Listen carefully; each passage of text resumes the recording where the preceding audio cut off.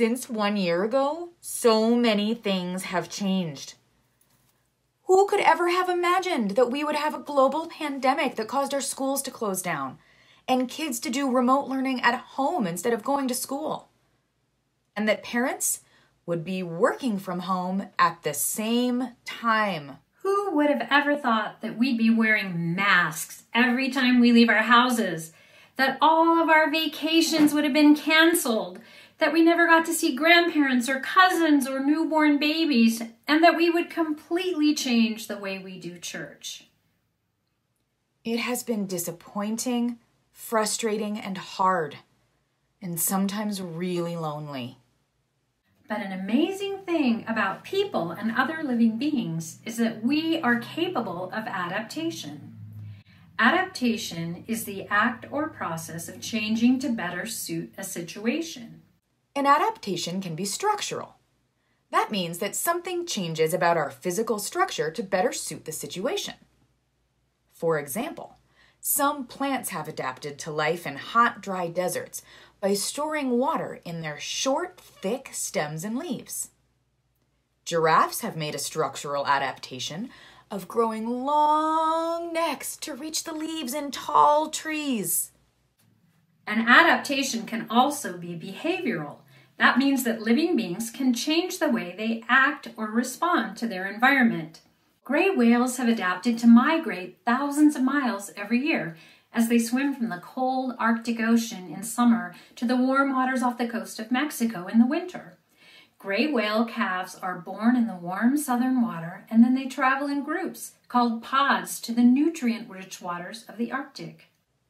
Sometimes organisms adapt along with other organisms. This is called co-adaptation. Certain flowers produce nectar to appeal to hummingbirds. Hummingbirds, in turn, have adapted long, thin beaks to reach the nectar inside certain flowers. I was thinking about how my dogs have adapted to this time of pandemic. They've gotten really used to me being home all day long.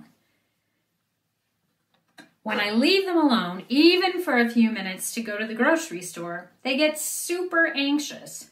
So their behavioral adaptation is to chew things up and destroy them. And my behavioral adaptation is to give them chew bones and shut them into the kitchen whenever I leave home.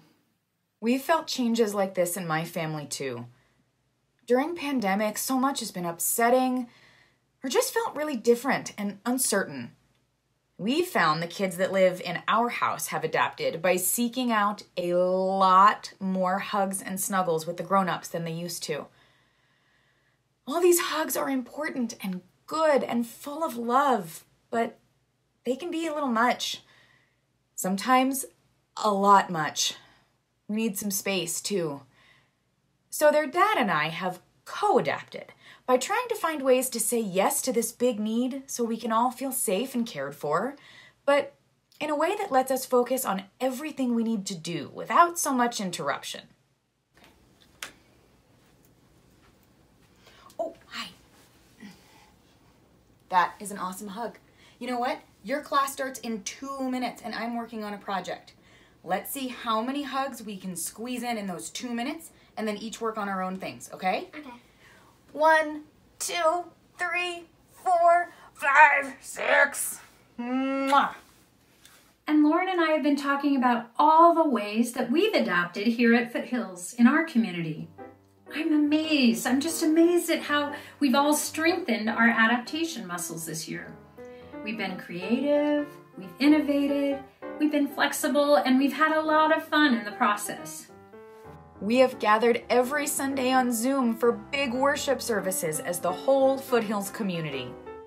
We've had fun making recorded worship videos, especially for families. Today we light our chalice for our Unitarian Universalist home, Foothills Unitarian Church, a church of open minds, a church of loving hearts, a church of helping hands. May each of you feel held by that energy and a great big love that will never let you go. With songs, there is love.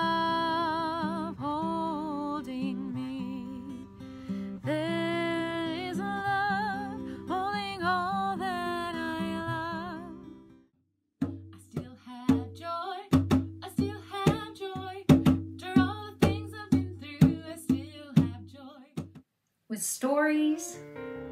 Now can we go to the party? Yes. Now we are ready. And you already have everything you need to cross the next stream or swamp or any obstacle for that matter. We have gathered in groups for kids and families on Zoom. We did laughter yoga, played a lot of games, and had Zoom dance parties.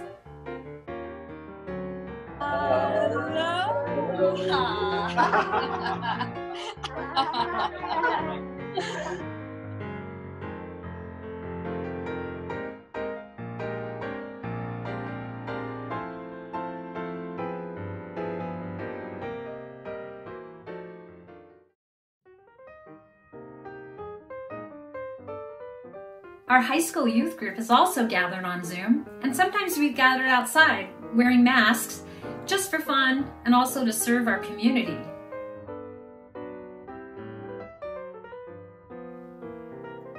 I loved the Camp in a Box that families picked up to do a camp experience at home, and our family packets with activities that went along with our monthly themes.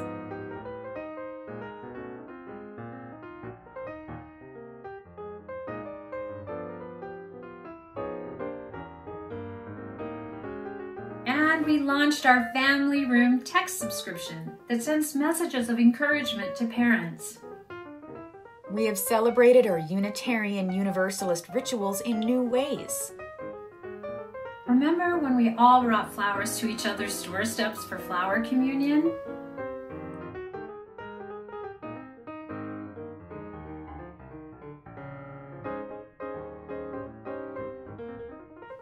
Or when we went to rivers and lakes to celebrate water communion?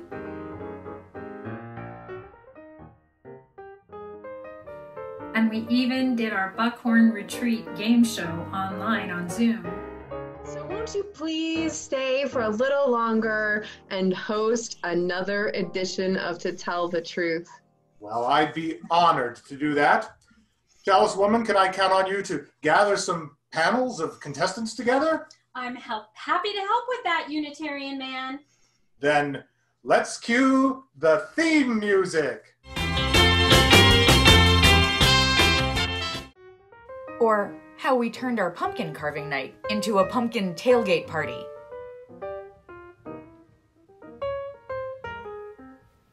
And the ways we adapted at Christmas time to celebrate.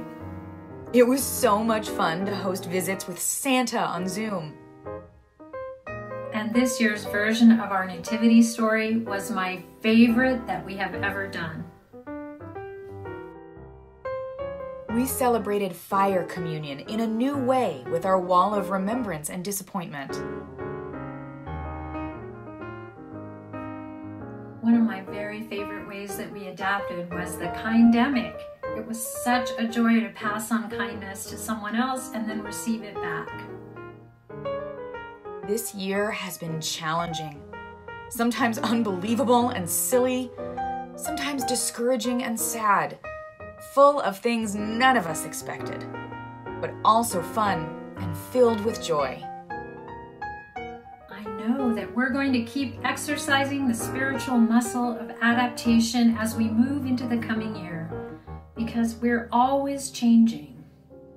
We are always co-adapting and discovering just how strong and resilient we are together.